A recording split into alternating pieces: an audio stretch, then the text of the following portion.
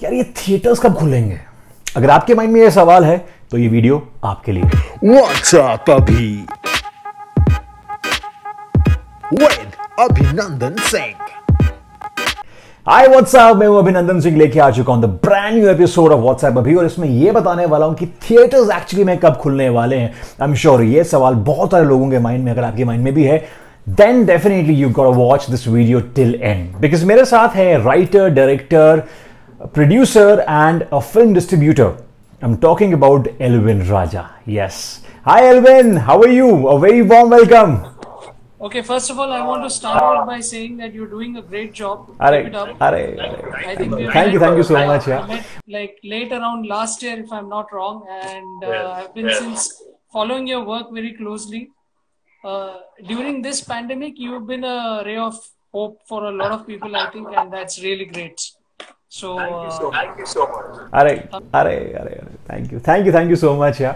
बाकी एल्विन, सीधे मुद्दे पे आता हूं। ये बताइए हमारे दर्शकों को कि एक्चुअली में थिएटर्स आपकी थ्योरी के अकॉर्डिंगली कब खुलने वाले हैं?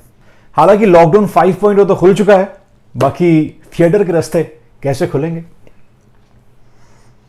So you're hearing it, I think पहली बार मुझसे या कुछ सोर्सेस हैं मीडिया में जो ऑलरेडी इसको कवर कर रहे हैं। The cinemas are ready to open with Christopher Nolan's Tenet, जिसकी ट्रेलर आज I think काफी mind blowing ट्रेलर थी। If you have not seen, you have to go and watch it right now on YouTube. We'll watch it after the live video. It's a phenomenal trailer, and I think Warner Brothers and Christopher Nolan are pushing extremely hard to get that film to cinemas on time. तो उनकी original date है जुलाई 20 तारीख, but आज जो trailer आया उसमें उन्होंने release date निकाल दिया है। इनसाइड सोर्सेस आर कि मे बी 2 या 3 हफ्ते का डिले होगा, बट जुलाई 20th या अगस्त फर्स्ट वीक में definitely the cinemas will be back open world wide. हाँ, थोड़ा डिफरेंट होगा पहले से। इस बार कम seats, lesser seats will be made available for sale. I think 25% capacity में ही सिनेमाज ऑपरेट होंगे। Yes, there will be social distancing inside the cinemas, कि अगर आप सिंगल जा रहे हो तो आपके आजू बाजू में 2 सीट छोड़ के टिकट बेची जाएगी। If you are a couple or if you are a group, आपको साथ में बिठाया जाएगा, पर फिर आपके ग्रुप के बाजू में there will be separations, and number of shows कम हो जाएंगे। सुबह से लेकर रात तक शोज नहीं रहेंगे। शायद पुरानी वाली सिंगल स्क्रीन स्टाइल 12, 3, 6, 9 होगा, शायद उसी से स्टार्ट होगा। एंड जल्दी शुरू होने वाला है। फिर उसके बाद आई थिंक हॉलीवुड की बड़ी बड़ी फिल्में हैं, समर चल रहा है उनका। वंडर वुमन है उसके बाद, जो पुश नहीं हुआ है अभी तक। मार्च से उन्होंने अगस्त पोस्टपोन किया था, अगस्त से आगे गया नहीं है। सो टेनेट के बाद शायद वंडर वुमन आएगा, and slowly Indian Hindi films will start coming out as the overseas market opens, and by the time September. Right. खैर, अब इतने साल मल्टीप्लेक्स में काम किया है एल्विन ने, तो आई एम श्योर इतना अंदाजा तो इनका सही हो सकता है। बाकी एल्विन, बतौर film maker behind the scenes आपने काफी फिल्म्स में काम किया है, तो कुछ बताएं हमारे दर्शकों को कौन कौन सी फिल्म्स हैं वो? किया दार मोशन पिक्चर्स, जहाँ पे टीम बहुत छोटी थी और सबको सब काम करने का मौका मिलता था।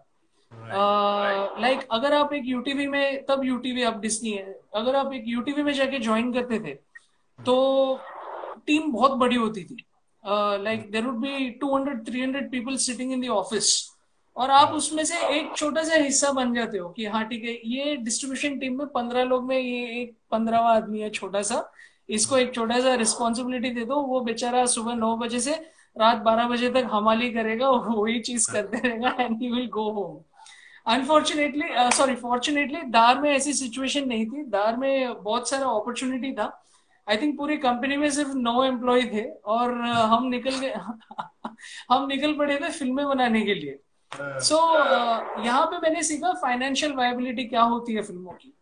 तो कोई भी स्क्रिप्ट आती थी तो पहले हमारे पास आता था डिस्ट्रीब्यूशन टीम के पास कि भाई आप स्क्रिप्ट पढ़ो और बताओ कि इसका डिस्ट्रीब्यूशन प्लान क्या होगा, इसका रेवेन्यू प्लान क्या होगा, आप कितने पैसे बना सकते हो उसको रख के, अगर ये स्टारकास्ट होगा ऐसे होगा। तो हम लोग बैठ के वहां पे या ये स्टडी करते थे कि ओके फाइन। तो इसमें सबसे इंटरेस्टिंग मैं केस एक बताऊंगा लंच बॉक्स का। So Lunchbox is a Dar Motion Pictures production, not a Dharma production. Dharma presented the film after the film was made.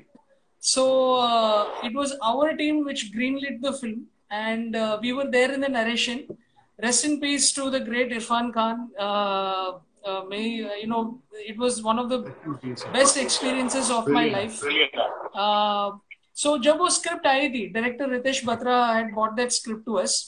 तो हम लोग ने स्क्रिप्ट पढ़ा and we were very moved कि वाओ बट हम लोग still थोड़ा अनश्योर थे कि ये ट्रांसलेट कैसे होगा। तो एक नरेशन हुआ, उस नरेशन में रितेश थे, Ritesh was narrating, there was Irfan, there was everybody, पूरी टीम बैठी थी।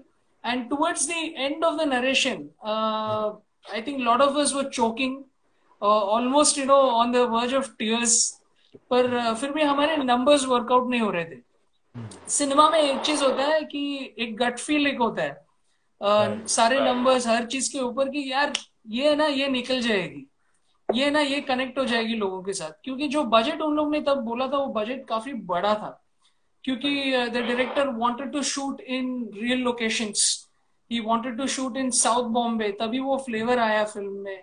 और कोई भी रियल लोकेशन में आप जाके शूट करोगे तो इट्स वेरी एक्सपेंसिव, आपको परमिशंस लेनी पड़ती है। जो लंच बॉक्स में ऑफिस है, it's the actual income tax office, so we had to like take permissions, go there, shoot on every Saturday Sunday जब ऑफिसेस बंद है, केओस था वो। सो काफी एक्सपेंसिव फिल्म थी वो बनाने के लिए। सब लोग ने बोला कि तुम लोग पागल हो गए हो कि इरफान खान को लेके और somebody called नवाजुद्दीन सिद्दीकी को लेके, छोटे स्टार्स को लेके इतने बड़े बजट में आप फिल्म बना रहे हो। But we had faith in the film, वो सब्जेक्ट में हम लोग को कॉन्फिडेंस था, we went ahead and did it and the rest is history. Till today it's the highest grossing Indian film at a smaller level overseas, which did not have a big star cast. Like a Shah Rukh Khan, Amir Khan, Salman Khan film grosses more than 50 crores overseas. This is the only film which breached that barrier without any star cast. So we are very proud of that film. Dar mein ye ek bahut amazing experience tha. Then we did a film called D-Day film. It's a very underrated film. So the losses of the last month was very difficult for me. It was very difficult for our whole team.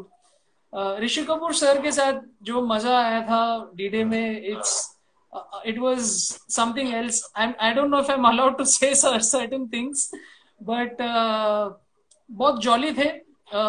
सब लोग डरते थे उनसे set पे, वो उनका getup था, those goggles and that big mustache, वो कलर्ड शर्ट्स, और वो बैठे रहते थे सेट पे और सबकी लेते रहते थे कि हाँ चल ठीक है, ये कौन है, ये कोई बकरा लग रहा है, ये बच्चा लग रहा है, बच्चे को बुला इधर, और कुछ ना कुछ करके ले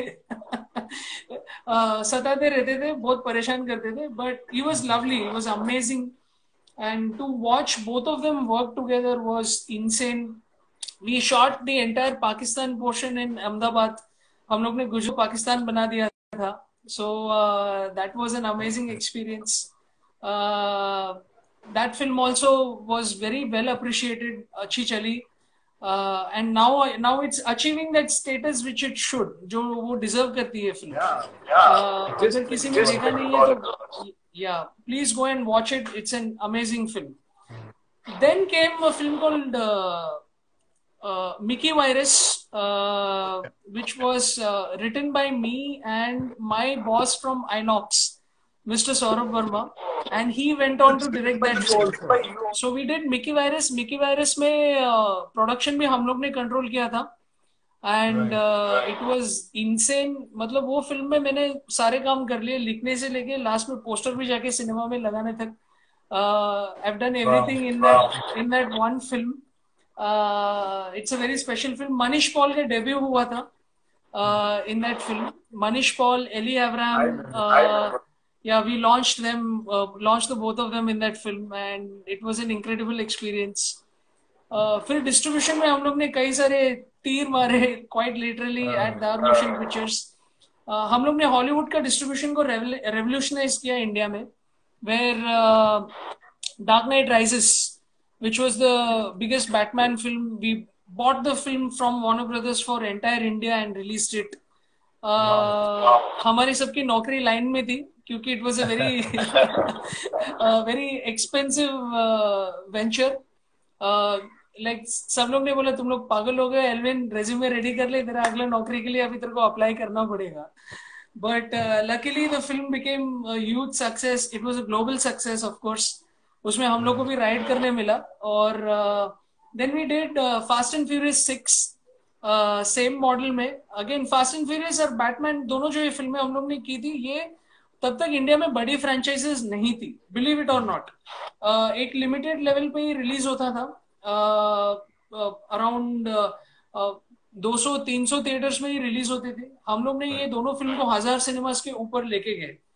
And, right. Rest is history, as they say. Well, thank you so much, Elvin, for talking to us. बाकी ये वीडियो पसंद आई तो please do comment, share and subscribe the channel.